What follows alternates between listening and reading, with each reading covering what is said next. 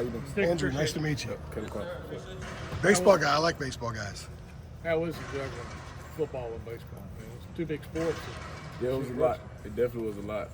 Just during the spring, obviously in baseball season, and balancing spring practice as well. Obviously, we had that 20-hour rule, 4 hours a day. When we had games, I couldn't go to practice, but I could attend practice and watch, get mental reps and things like that. But it was a lot juggling it. But I really had fun doing it, and I definitely wasn't doing it in the future. 20 hours total? 20 hours total a week. Both sports. Right. Okay, can you kind of break down what a daily schedule, I guess, looks like, in the spring when you have both of those sports going on? Oh, man. So we'll have spring practice over here in the mornings, starting at 6:30 in UC, 10 meetings, and I'll be able to attend all the meetings and do all that. And I'll come out here and watch practice. Obviously, the days are structured depending on if we had a game in baseball or not. But say we did have a game, I would come and watch practice and get mental reps in the meeting. Still be on my mental game over here, and then I'll just go over there and play the game and take it from there. Do you feel like watching practice in the spring gave you like any different perspective now that you're out here in the fall? Absolutely, it definitely gave me a little bit different perspective. It gave me a lot of tools of just picking up on what the other stars were doing, just what the defense was doing, and how things were different from last year. You know what I'm saying? So, yeah. And along those lines, starting the bowl game, like how was that experience? Obviously, you want to win the game. Like for your personal growth or development, how was that experience preparing as the starter and then playing in the game so many snaps? Like how did that help you maybe, transition into the offense and get ready for what you got going on now? Absolutely, it definitely gave me a lot of experience just playing in the game. Yeah. Leading up to it, I had 2 weeks to prepare, or we had 2 weeks to prepare, and the coach was just telling me just stay down and prepare for this game and just give it your all, and so that's what I did. And unfortunately, we couldn't win the game. We didn't win the game, but I just, it definitely gave me a different perspective on how I'm gonna take playing the star position this year as well. It gives me more confidence. Right, like how to prepare kind of thing. Absolutely. Coach Collins said that your baseball skills translate to football with the hand-eye coordination and your ability to track a ball. What else from baseball might contribute to football? I'd probably say stealing those bases, just getting out my breaks and everything over here. Stealing bases, getting back when they pick off and things like that. So I could play better on routes and everything like that, double moves and things like that. So I'll just bring that to my football game as well. So if you pick one off and run to the end zone, are you going to do like a baseball slide in the end zone or something like that? I wouldn't do that, but Home run swing. I could. Like me and Coach Forbes got a little thing over there. If I hit a home run, I go and take Around the ball third, from you mean? Yeah, around Okay, third. that's Yeah, cool. absolutely. Yeah. Put your head down? Yep. Mm-hmm. We'll look for that. You got to do that now. Yeah, You have to do that now. Absolutely. How did you get hurt? So back in high school, I've always had like little issues. I never really spoke up about them. I didn't think it was so serious, like anything super serious, but it was a stress reaction in my foot. Obviously, people know. But just overworking it, just practice and everything. But eventually, I took the time during the spring after about 3/4 of the way through the baseball season, just told myself I was going to get ready for football season and get prepared, and so I could be healthy going into the football season. Was that one day at baseball practice where you just said, "Okay, I've got to stop"? Like, what was the? It was over here at football practice. Gotcha. After a football practice, and I had baseball practice later that day. I was like, "Oh, it's excruciating pain." So I just went to go get it checked out, and they said there was a lot of swelling in there. So I just went ahead and did what I needed to do to get well. When you were in that bowl game, you had a solid game. Did it give you pause about maybe I should focus on football, or you always baseball, football game? No, it didn't give me any pause. I mean, I definitely thought about it a lot, but coming into school, I've always been set on playing dual sports until the wheels fall off, so, and that was my plan. That's gonna stay the plan. So baseball people say, is he gonna play baseball? Yeah, absolutely, because those guys over there, Coach Forbes, Coach Gaines, Coach Weirsberger, they think they honestly think I could play baseball at the next level as well. So there's a bottom spot. Yeah, absolutely. It's been done before. Yeah, It's been done before. Yeah, absolutely. What's your better sport, in your opinion? Which one do you like more? I get that question almost like Every day. a million times a year. But I equally like them both, love them both. Developed a love for them throughout my years of playing football and baseball. Started them at the same time at the age of 3.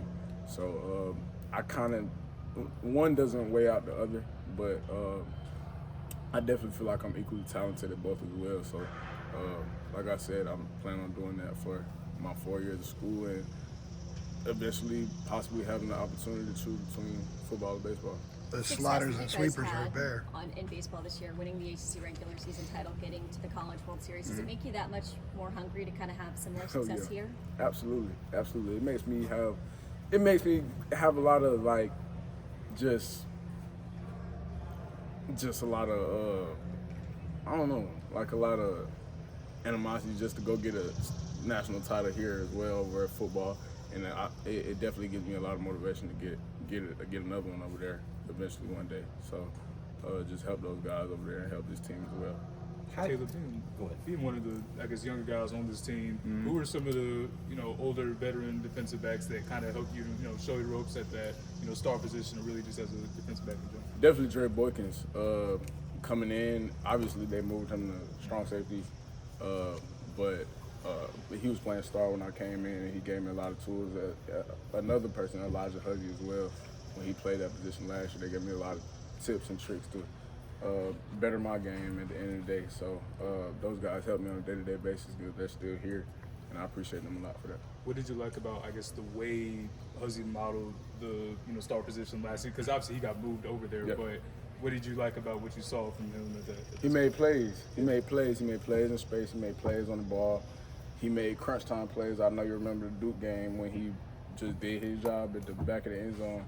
Just little things like that just motivates me to, and makes me want to take more tips and tricks from him as well. And I know when Dre played as well, back in 2022, I think, I watched him when I was committed here, and I watched how he played blitzing and playing in coverage as well. Just taking little things from him. The sack at Miami. Taking it in my game. Remember the sack at Miami? The sack and the pick. Yeah, the pick into the game. Yeah. What was your stress level during the NCAA baseball tournament run? Because all those dang games, came down to the ninth inning. We got walk-off home runs, you got rallies to beat LIU. It was just everything was a roller coaster. Yeah. And you're having to watch. Like, what were you doing? How difficult was that? It was definitely very difficult, especially knowing the capability of that team that we had that year.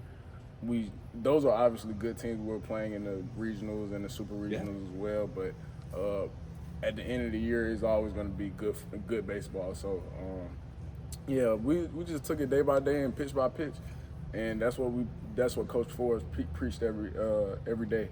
Just take it pitch by pitch and day by day, and then we'll get success.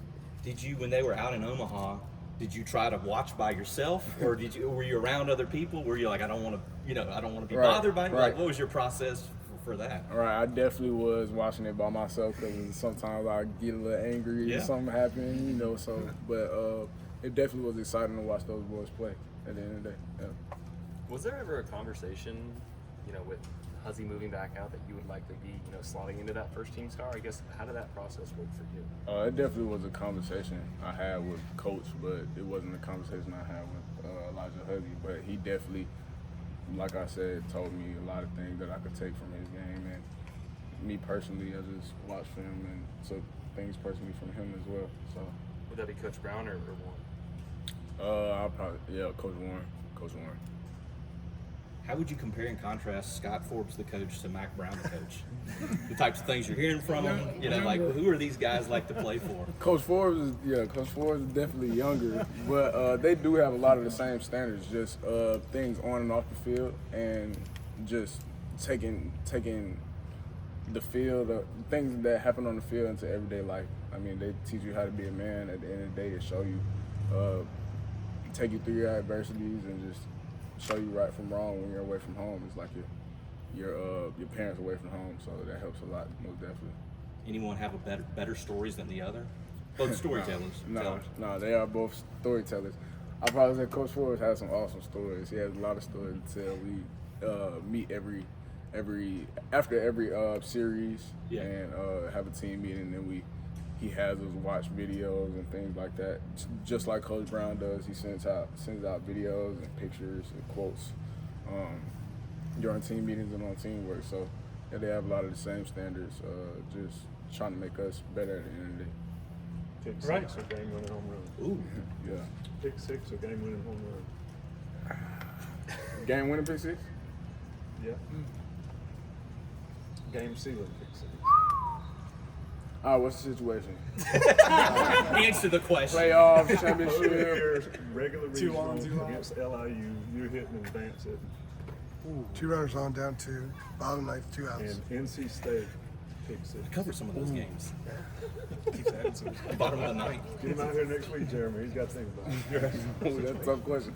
I'm gonna say walk-off home run. I ain't gonna lie, cause it's just, I don't know. The baseball is different. I feel like you get a lot more antsy, and it's a harder sport. I'll say, especially hitting wise and just playing the field. I mean, More stress. yeah, more stress, a lot more stress. Plus, I you feel still like- get to do the football simulation Yeah, I at do third football base, right? sim- Get simulation. both. For that. Absolutely, absolutely. I mean, I'm so glad you told us that. Yeah. Who's faster, you or Vance?